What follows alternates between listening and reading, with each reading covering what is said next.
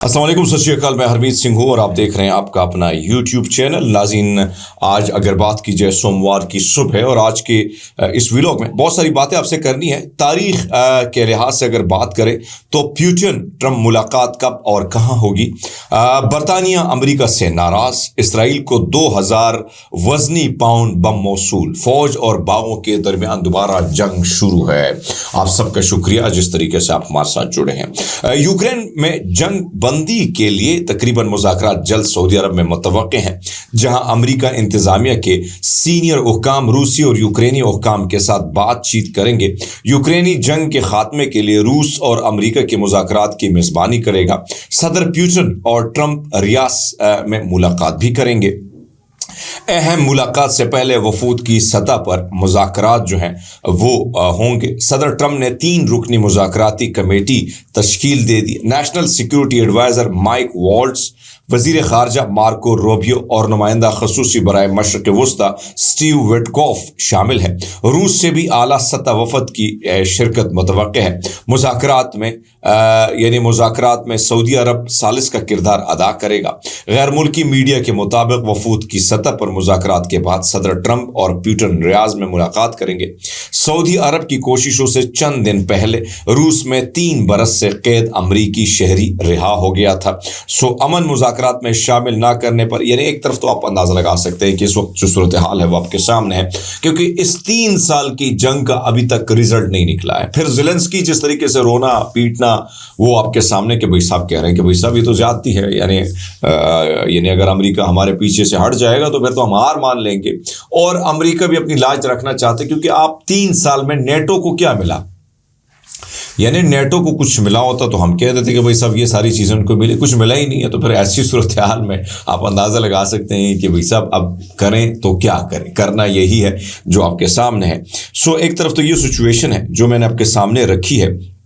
दूसरे जब आपको बताते चले कि अमन मुज़ाकरात में ना शामिल करने पर बरतानवी वज़ीर-ए-आज़म अमेरिका से नाराज़ हो गए।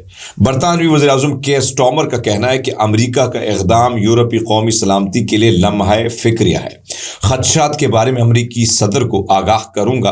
अमेरिका यूरोप और नेटो को एक नज़र से देखें। बरतानिया और अमेरिका बेहतर ताल्लुक़ात हैं। गैर मुल्की मीडिया के मुताबिक बरतानिया वज़ीर-ए-आज़म का दौरा अमेरिका रवा माह के आखिर में शेड्यूल है। सिचुएशन ये है कि जो ऐसे सख्त किस्म के बयानात डोनाल्ड ट्रंप ने दिए हैं उसके बाद हालात थोड़े से चेंज हैं और बदलने भी चाहिए। जबकि हालात बदले इसलिए हैं कि भाई सब मसाइल आपके सामने कि किस तरीके से ये सब कुछ हो रहा है। और बरतानिया के वज़ीर-ए-आज़म अगर ये कहे कि भाई साहब सूरत हाल अगर इस तरह है तो उसका तो नुकसान होगा। ऑलरेडी यूरोप के कई लोग जो है इस मामले पे बड़े गुस्से में भी हैं, गम और गुस्सा भी पाया जा रहा है। तो अब देखते हैं कि आगे क्या बनता है। लेकिन सूरत हाल ये है कि डोनाल्ड ट्रंप के बयानात की वजह से मगरब में एक अलग सी दरार देखने को मिल रही है। दूसरे ने आपको बताते चले कि नरेंद्र मोदी के दौरे के महज 2 रोज़ बाद अमेरिका ने मजीद 116 भारतीयों को जो है वो डिपोर्ट करके वापस भारत भेज दिया है। भारतीय टेलीविजन NDT के मुताबिक अमेरिका में 116 भारतीयों को लेकर एक और तैयारा अमृतसर हवाई अड्डे पर पहुंचा। ये 10 दिन में इसी तरह का दूसरी परवाज है जो डोनाल्ड ट्रंप इंतजामिया की क्रैकडाउन और गैर कानूनी तारकीन वतन को मुल्क बदर करने के फैसले का हिस्सा है। भारतीय शहरियों को अमेरिका से निकालने का पहला मरहला 5 फरवरी को देखने में आया, जब एक अमेरिकी फौजी तैयारे ने 104 भारतीयों को अमृतसर पहुंचाया था। तवक्को है 157 अफराद को तीसरा तैयारा आज भारत पहुंचेगा। अब आप अंदाज़ा लगा सकते हैं कि सूरत हाल आपके सामने है। दुनिया भर में क्रैक डाउन शुरू हो चुका है, चाहे वो बरतानिया में जिस तरीके से ऑपरेशन शुरू हो चुके हैं, इसी तरह हम देख रहे हैं कि अमेरिका में भी शुरू हो चुके हैं। जर्मनी एक नया कानून लागू करने जा रहा है जिसका जारी बात है खमियाजा और नुकसान जो है वो भुगतना पड़ेगा। किसको भुगतना पड़ेगा वो भी आपके सामने है। बेचारे जो बड़ी मुश्किल से यूरोप की तरफ जाते हैं, अब यूरोप के वो मज़े भी नहीं रहे। इतनी ज़्यादा सख्तियाँ भी हो चुकी है, इतना ज़्यादा क्रैक डाउन, उसके बाद फिर टैक्स वगैरह चीज़ें जो हैं वो भी आपके सामने है। तो एक तरफ तो ये सूरत हाल है।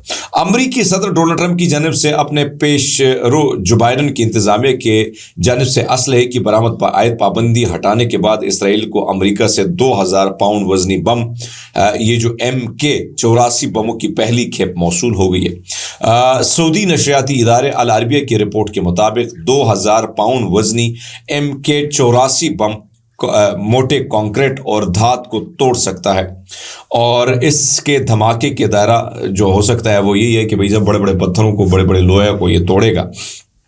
بائیڈن انتظامیہ نے حماس کے 7 اکتوبر 2023 کے بعد اسرائیل کو 2000 پاؤنڈ وزنی ہزاروں بم بھیجے تھے، لیکن بعد میں غزہ کے گنجان آباد علاقوں پر پڑنے والے اثرات کے بارے میں تشویش کی وجہ سے اسرائیل کو اس بم کی دوسری کھیپ دینے سے انکار کر دیا۔ تاہم ٹرمپ نے اقتدار میں آتے ہی گزشتہ ماہ اس پابندی کو بھی ختم کر دیا تھا۔ ظاہری بات ہے، سپورٹ تو ہے، وہ نہیں کریں گے تو کون کرے گا؟ ان کی سپورٹ ایک دوسرے کے ساتھ، اور اس سپورٹ میں آپ کو پتہ ہے کہ ظاہری بات ہے ان کو کیسے بھول سکتے ہیں۔ مشرقی عوام جمہوریہ کانگو میں باغیوں نے فوج سے کئی روز تک جاری رہنے والی لڑائی کے بعد شہر گوما پر قبضہ کر لیا ہے، جبکہ شہر میں تقریباً 3000 اموات سامنے آئی ہیں۔ امریکی نشریاتی ادارے کی رپورٹ کے مطابق مشرقی عوام جمہوریہ کانگو میں اقوام متحدہ کے مشن کے نائب سربراہ ویون وان ڈی پیرے نے بتایا کہ حالیہ دنوں میں جو ہے اس وقت گوما کی گلیوں سے اب تک 2000 لاشیں نکالی جا چکی ہیں۔ 900 گوما کے اسپتالوں کے مردہ خانوں میں موجود افراد پڑے ہیں۔ انہوں نے میڈیا کو بتایا کہ شہر میں ہلاکتیں بڑھنے کا خدشہ، کچھ علاقوں میں اب بھی بہت سی لاشیں سڑ رہی ہیں۔ عوام جمہوریہ کانگو کی حکومت کا حوالہ دیتے ہوئے باغی اتحاد الائنس فلوا کانگو AFC، جس میں M23 مسلح گروپ بھی شامل ہے، نے جنگ بندی کا اعلان کیا تھا۔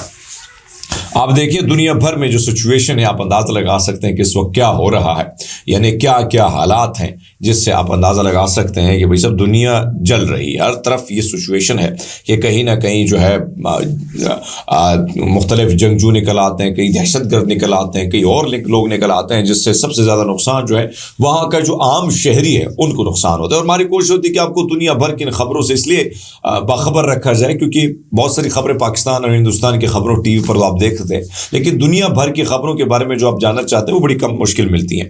پاکستان کی حالات پر تھوڑی سی بات کر لیتے ہیں۔ جب بھی کسی ملک میں فوج اور عوام کے درمیان خلیج پیدا ہو جائے تو یہ فوج سلامتی کے لیے ایک سنگین خطرہ بن جاتی ہے۔